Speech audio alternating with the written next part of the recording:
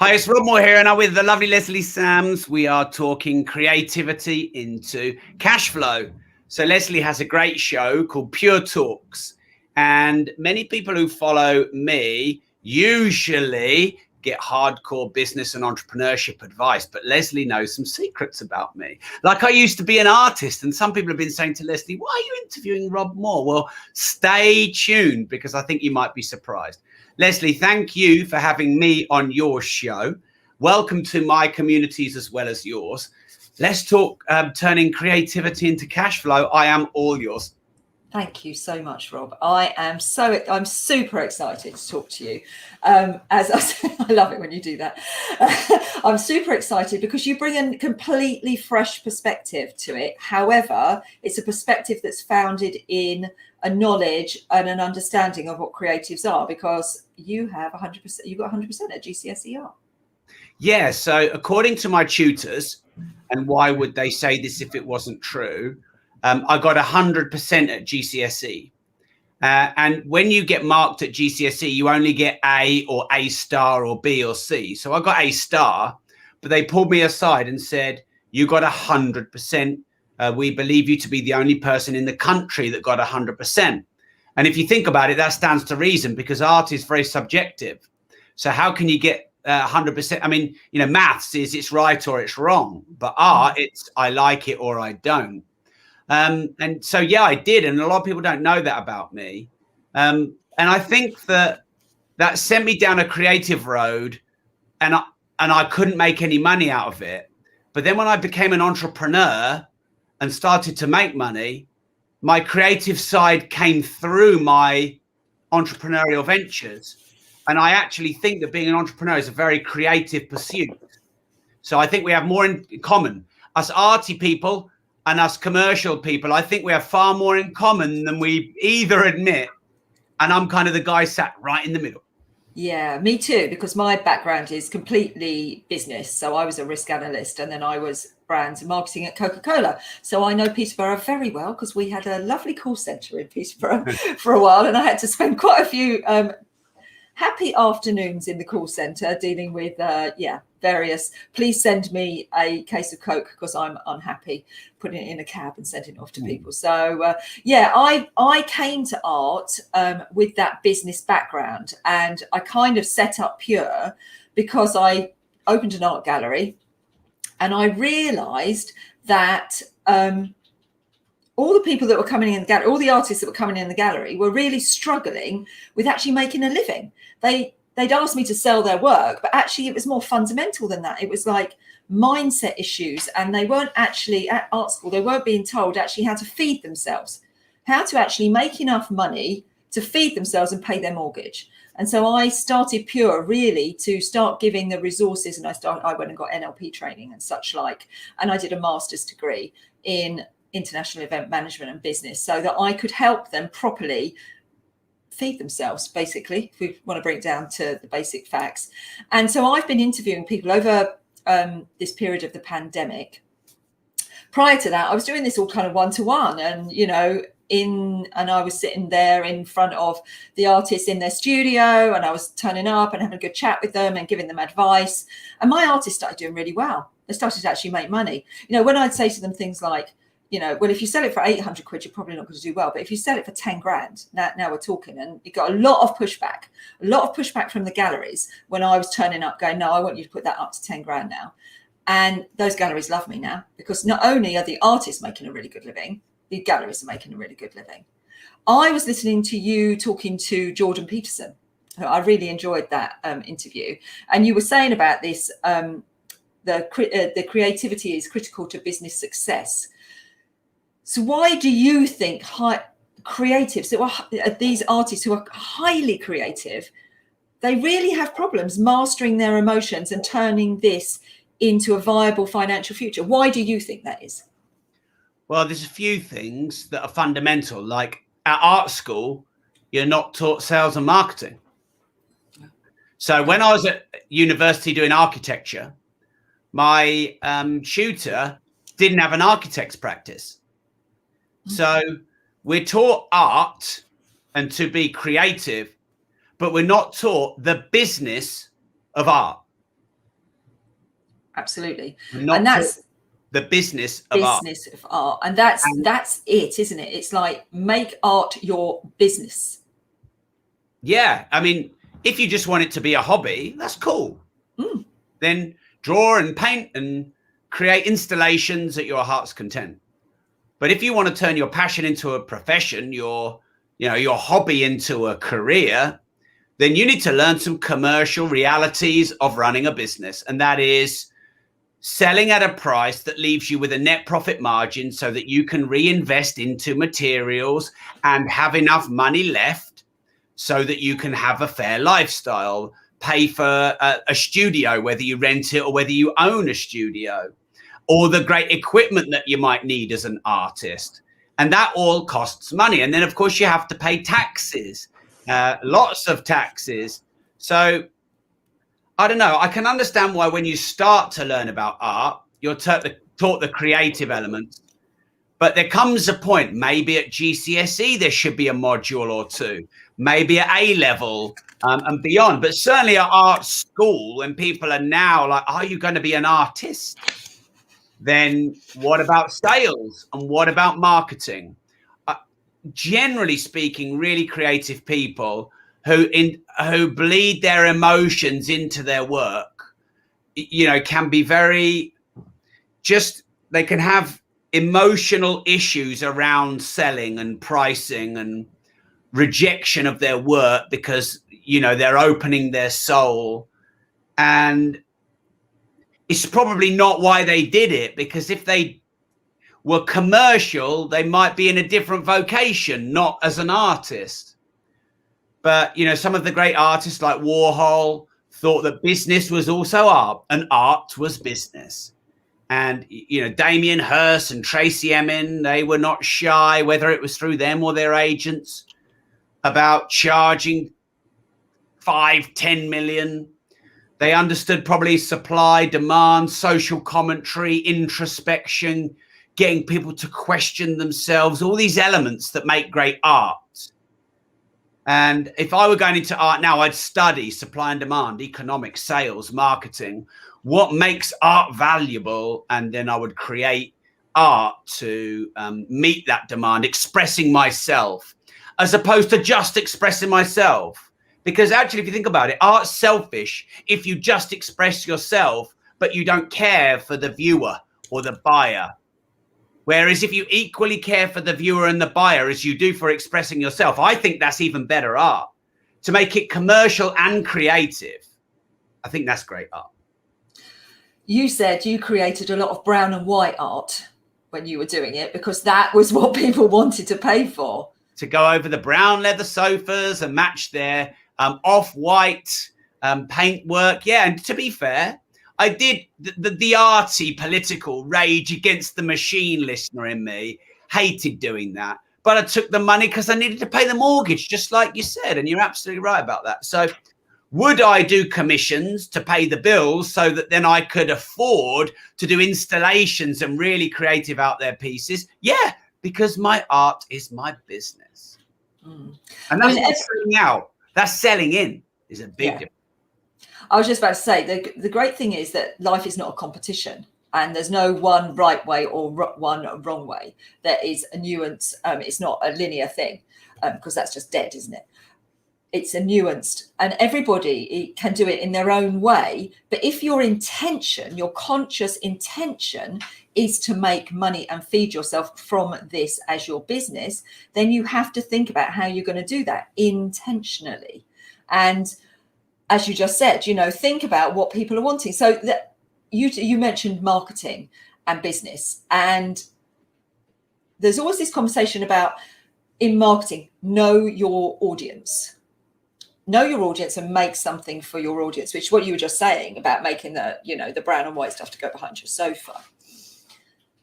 How do you think that works in with an artist who's making artwork, emotionally? It's emotionally driven, because Picasso, one of, I think, arguably the most successful artist businessmen ever, would have been a super influencer today on Instagram, I'm sure. He would have loved it, wouldn't he? I would have loved to have seen Picasso on Instagram. It would have just been awesome. His estate was valued at something like 1.3 billion in today's money when he died. He got it. He got the nuance between making art that was great for him and then embracing the networking and the influencers. How do you think that works with regard to this audience conception? Well, in business, I think that the ideal venture is one where you get to express yourself through a clear vision and your own values, creating products and services and solutions that you feel inspired to create that are equally useful or solve problems to a marketplace. And either extreme is unsustainable. If I just go, well, this is the product and service that I want to sell you, buy it, or else, and they don't want it, then I'm just a starving artist with a business wraparound. Whereas if I just always pander and subordinate myself to doing everything that everyone wants, I'm subordinating myself and I'll never really truly express who I am. So, I mean, with art, you could argue you could get away with a bit more self-expression. But if no one buys it and no one wants it, you're just going to become more and more insane as an artist. So I still think it's wise to know what people want, to study other artists. And really for art, apparently what makes art the most valuable is something that gets people to self-reflect. I also think it's a supply and demand thing because all value, there's other factors like fair exchange and value exchange. But really, if something is in under supply and over demand, its price will rise. And if it's in oversupply and under demand, its price will fall. So I think you have to balance creating work that's truly you and an expression of your own uniqueness and identity, but honoring the market. So if someone said to me as a commission, Rob, I want it to be brown and white to match my brown and white decor, that's their needs and desires. And then I say, fine, are you okay with me to create something unique for you through my own expression and it's brown and white? And they're like, yeah. Well, we have a deal then, don't we? It's the colors they want and it's the look and feel that I want. That is great art. Great art is not selfish because art has to be enjoyed by other people. So someone in the middle. Doing a commission is an interesting concept. I've just been through this with one of our artists who was really resistant to actually taking on a commission because she was really concerned that she wasn't going to deliver something that the client was going to be happy with. And actually we went through the process and I'm now in a negotiation point with the client because she actually likes, so I said to the artist, well, make three then. And then she got a choice. Now we're in a negotiation because she likes all of them. So it's like, okay, we'll buy all three then. So that's really clever. I've just got to say that's really clever. I am quite clever. Oh, I don't mean it as in I'm surprised. I mean it as in it's clever. Because if you're a salesman, you give them three choices and then you upsell them the other two. Exactly. That's that. It is looking. It's playing the odds. It's always playing the odds, isn't it? Whenever I have these conversations when I'm coaching and mentoring, it's like no one's a loser, are they? No. As long as you're making it out so no one's a loser, and you take them with you on the journey, then they're all in already. You've already done the know, like, and trust because they're already in, and now they've got options to actually upsell. Sorry, that's my Coca-Cola background. That's all right. And it's the eye lens. I was always after the eye lens. Why did you say sorry? We should not. Let's change the dialogue right now between you and I right here. Artists do not need to be sorry about being commercial. They do not need to be. And the balance of commercial and creative, that sweet spot is where the most successful artists exist. There's the big space called NFTs, non-fungible tokens, right now. And there are creatives and artists minting digital art, and they are being sold and auctioned and bid on for many hundreds of thousands of pounds. So if artists are commercially minded, where's the new technology? Embrace cryptocurrency. What's the new form of art? Oh, no, not just classic works and contemporary. What's beyond modern? What's digital? What's technological? And artists that embrace all of these different media and the commercial and digital and technological elements, because really what art is, I believe, is social commentary. Whether it's fine or contemporary or modern or whatever. So let's make it okay to talk about the commercial elements of art. And, you know, my best art when I was an artist was where the materials cost me the most. So if you imagine you're a brilliant filmmaker, you might have cameras that cost hundreds of thousands of pounds. Just to make a set might cost you millions of pounds, and you can't be creative with let me correct myself. You can be creative with a limited budget, but you can be more creative with a higher budget. Probably my best piece of work was I just created these huge canvases all full of jelly babies. I stuck them on in regimented order, and I hand varnished every one and stuck them on. I've got all these big pictures of all these stamps on canvases, and I licked every single one. And they were expensive, you know. So if I'm charging, like you said, 800 quid for a meter square canvas, and that cost me a few hundred quid in materials, and I'm making a small profit. Remember, you've got taxes and everything else to come off. You can't then invest in better art next time because you haven't got any margin. Exactly. That's the thing, isn't it? I was talking to Andy Hurst, who's an arts conservator, yesterday, and this is exactly what we were saying, is that always buy the best you can afford, because then you're going to get the best art, the best thing, whatever it is you're making, the best you can do. And also that's respectful to the people who are actually buying that, because in this industry, obviously you have to give away 50% commission oftentimes to the galleries. I'm glad you hit on NFTs, because I think NFTs is a massive, I think your book launching tomorrow, Opportunity, got that in there. I've been listening to you this morning. I think that's the opportunity for artists. And I started telling them about this a few months ago. And then obviously we've had the Beeples thing where he got 69 million at Christie's for his piece. And I'm like, I've been saying this to you. NFTs is the future. And Paul and I, my husband and I were having a conversation about this morning, because you can keep the original art and then make digital art from it. And this gives, and they are non-fungible, so they are originals. That's what it means. And you can make more money from it. You just got to learn how to do it. Now, fortunately, Clubhouse, I love Clubhouse. I have got a whole new load of friends in America, which has worked out really well for me.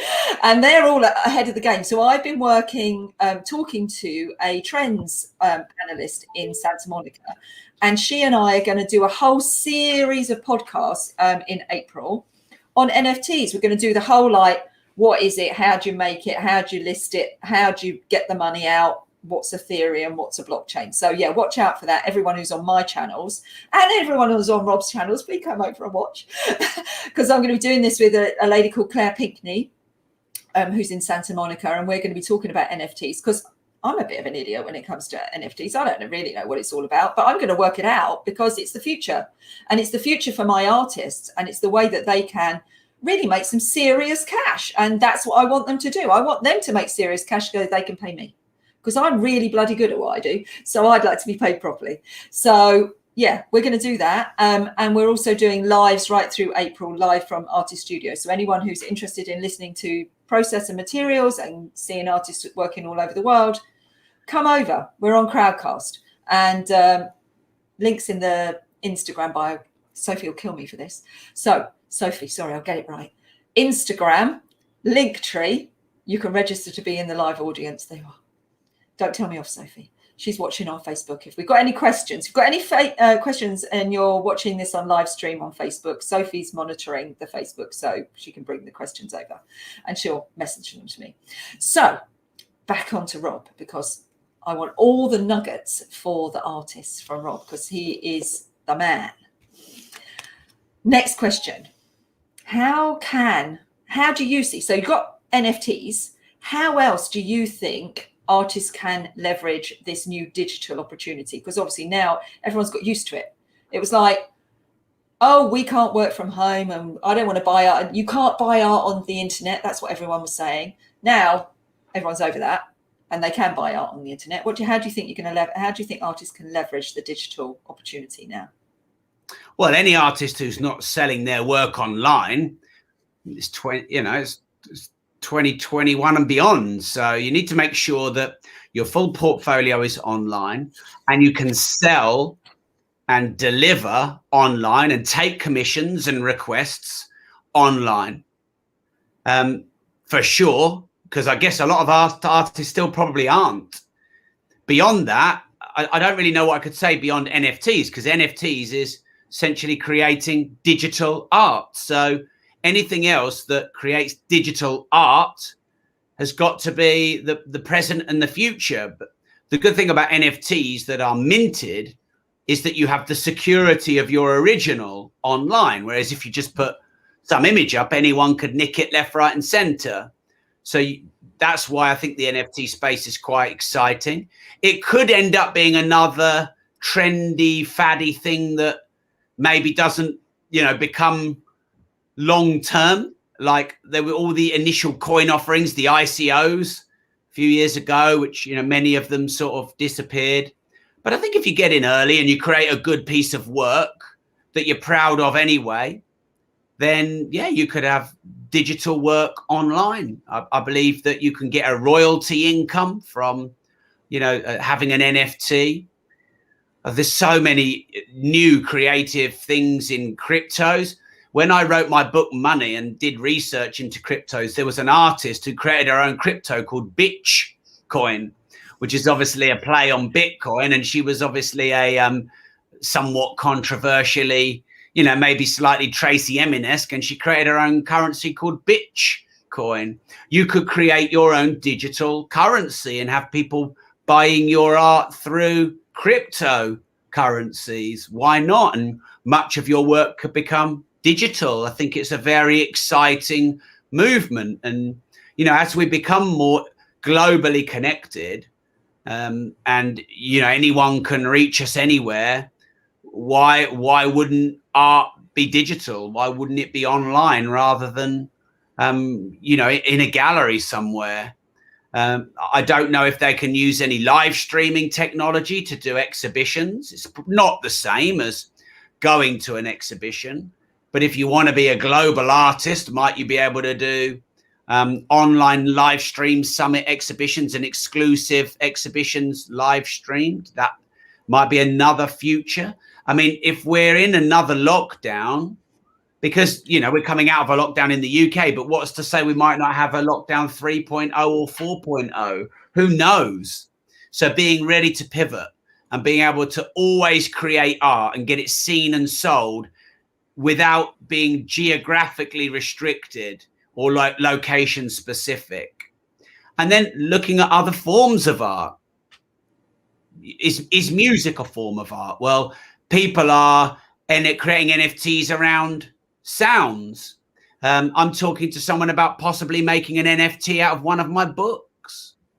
So maybe disrupting what we perceive the art forms to be, because I think, art that becomes a movement is often either a hybrid or a complete disruption of what is perceived to be art.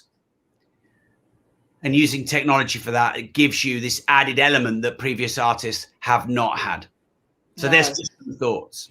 Yeah, no, I agree. We were chatting about this morning. I said, for me, it's so exciting because previously you've got all this I mean, it's this low grade thing of, restaurants going, oh, you can put your art up in our restaurants and decorate. I was like, you don't even need to do that anymore, do you? You can think about doing some sort of, surely there's going to be some sort of technology that comes out with these super thin screens that are going to, restaurants and hotels and lobbies and corporates can put in their offices.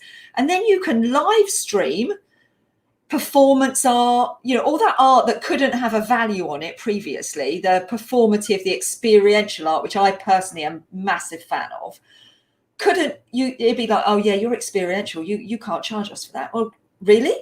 But actually now that's actually more valuable because that can be live streamed onto one of these screens. So I hope that someone's out there making these beautifully crafted, what look like artworks that will sit on the walls, and then you can continually change it, and the offices and the restaurants can have all this amazing. You could have a live stream. A restaurant asked me, have you got an artist who can come and graffiti my restaurant? And I was like, yeah, but you really want to do that? But actually you could do that with a massive screen, couldn't you? You could have, like, instead of a wall of mirrors, you could have an entire wall that is this screen. And then you could have anyone you like graffitiing it, and you can ask your patrons who come into the restaurant to contribute to it. I think for me, the future is just so dynamic, as long as you don't think there's a box. Stop worrying about the box. Stand outside. I think that's the thing with Picasso. That's my inspiration from Picasso, is he never thought there was a box. He was like, what the hell are you talking about, a box? Don't think about boxes. Just get on with it and just take all of the preconditioning out of the way, all these belief systems out of your way, and just think massive. Think, what's the most exciting thing I could possibly do? And for me, artists, that's where they should be thinking. You can still make your artwork in your studio. You can still do that amazing thing of standing there and smelling the paint. But then you think about, what's its life? Where can this go now on the journey? So yeah, I'm really hoping that some technology people are out there thinking about that, because that's not my bag.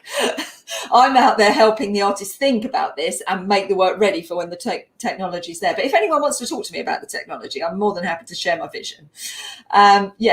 So thank you, Rob. I think, we're both on the same wavelength with that.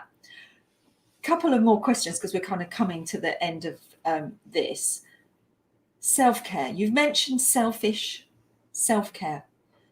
Artists, they take a bit of a battering, to be honest. Their egos take a bit of a battering in the system that is the elitist system that is currently set up, where you have to pay money, put your work in front of people, and they then go yes or no, and often you never hear anything more about it. What's your take on that? What would you be doing if you were still working in art? What would you be doing to protect yourself and step aside from that mindset wise and gratitude and such like? That's a huge question. So to give you some guidance is to love yourself and love your art, and not have what other people think about your art affect how you feel about yourself, would probably be the single most important thing. Because I've grown up, I was the fattest kid in my year at school, and whilst I got bullied some of the time, it was just, I tormented myself thinking about what I thought about people were saying as much as what they were actually saying.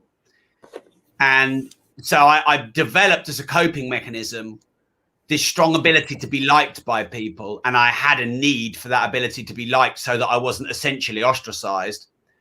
But because of that, I found it very difficult for much of my life to truly be myself and be disruptive, and to be unashamedly who I am, and to not dilute myself to subordinate to others.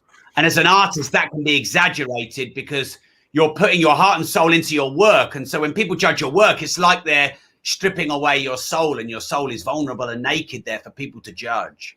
So I think the single biggest thing for self-care is to love yourself and love your art, and know that you will hate some of your art and you'll love some of your art, and that's natural. And once it's out in the world, let people judge it and detach who you are from their judgment of your art. That would be the single biggest thing, I think, for most artists.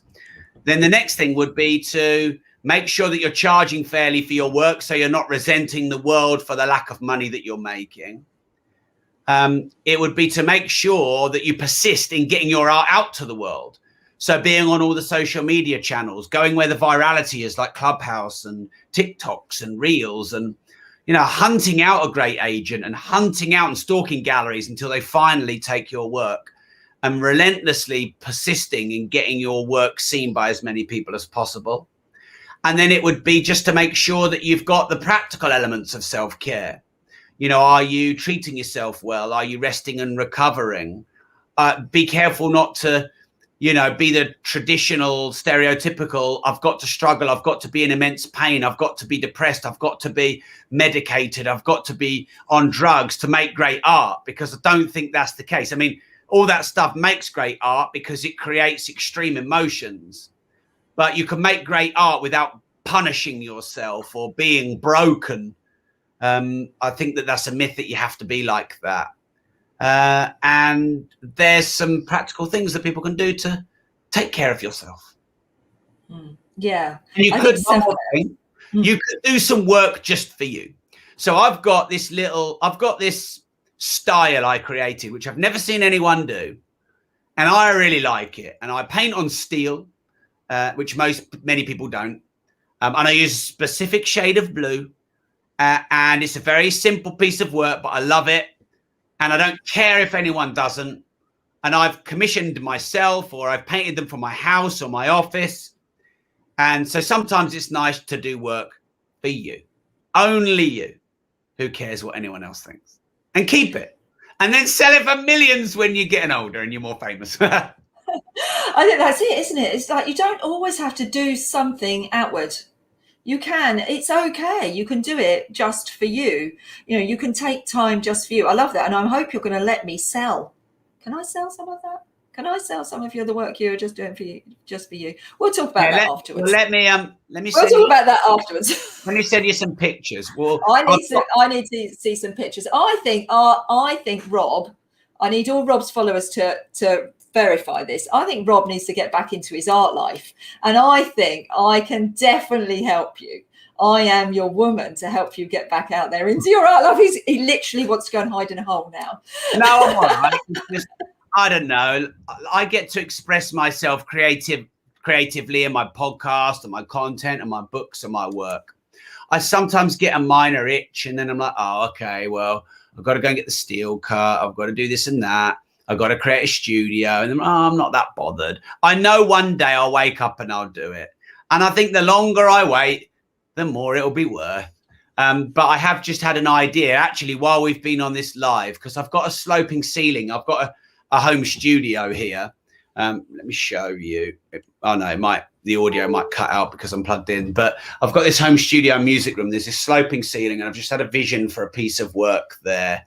But if you want me to, I'll send you some videos of a few of my pieces. I want you to, because I think that, you know, your art needs to be out there. And people need to be able to see all of you, because what's that quote? That's that quote about living your whole self, isn't it? It's like, live your whole self, because living someone else's life is really flipping exhausting. So live your life. I can't remember what the full quote is, but you hear it quite a lot, don't you?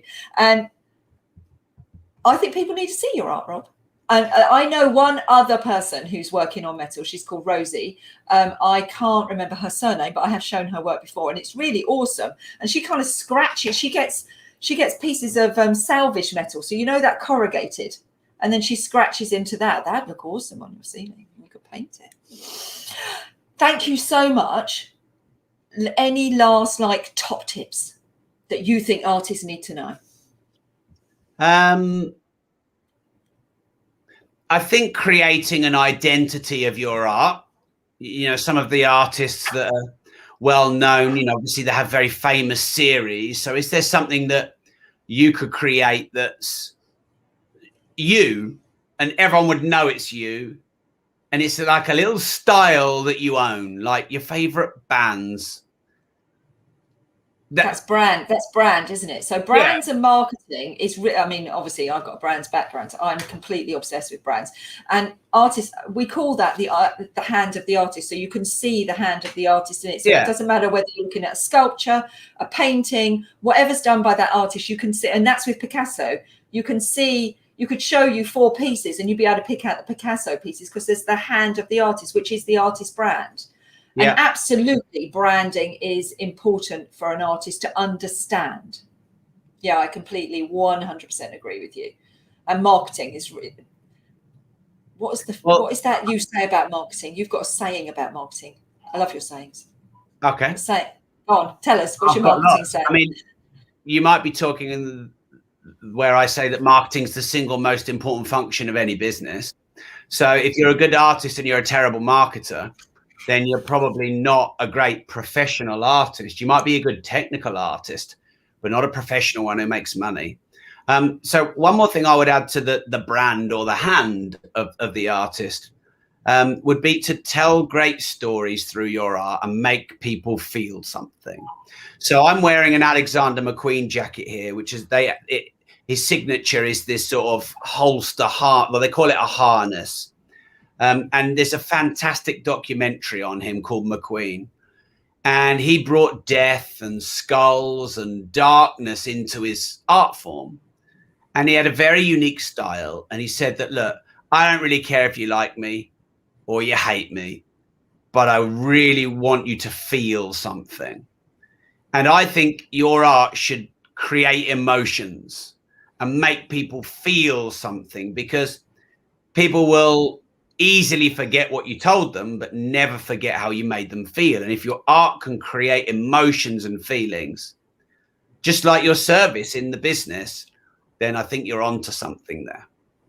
Yeah, absolutely. Absolutely. The narrative, the story, that's something that, you know, we really, I learned when I was doing my learning, my 10,000 hours of learning when I was in business, when I worked at Coke. I mean, God, they knew how to nail a story, didn't they? That was, you know, something that I learned really early on, because you bring people along on the journey and they get emotionally attached to it, and it has a future. It gives them kind of a hope that there's something else coming along.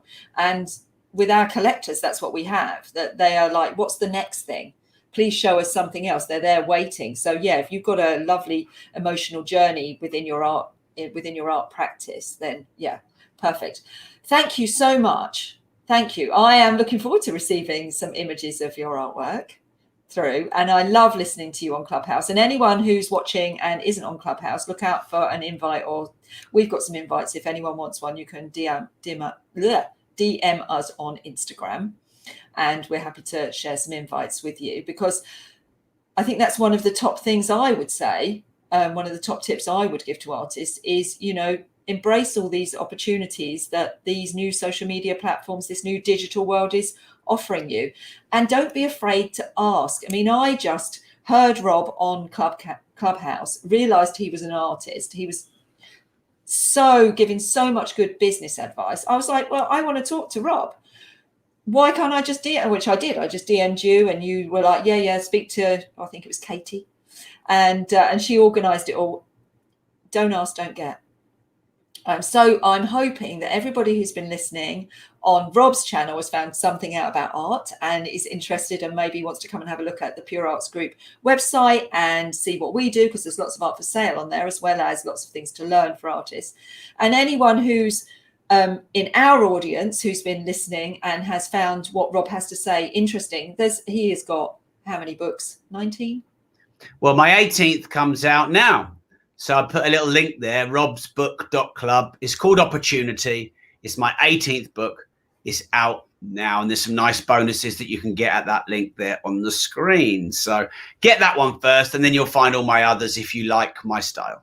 Yeah, it is about, you know, finding your tribe, isn't it? Find your tribe, find the people that resonate with you, and hopefully lots of people, or we know in our tribe, you know, we've got lots of people who resonate with our learning and our opportunities that we put out there. And there's lots of free stuff. So go to our website and there's lots of free stuff. Thank you so much, Rob Moore. I've really enjoyed it. Really enjoyed chatting to you and listening to your take on the world. And yeah, I'm looking forward to receiving some images of your art. Thanks, everyone. Take care. Bye. Bye.